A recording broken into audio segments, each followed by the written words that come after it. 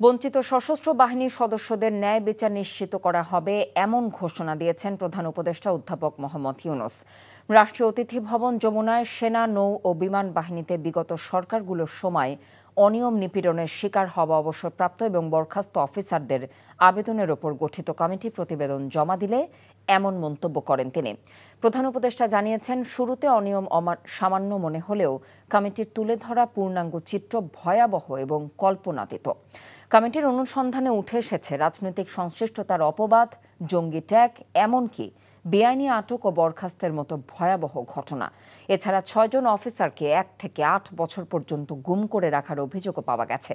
সশস্ত্র বাহিনীর সদস্যদের ন্যায় বিচার নিশ্চিতের কথা জানিয়েছেন প্রধান উপদেষ্টা অধ্যাপক মোহাম্মদ ইউনূস।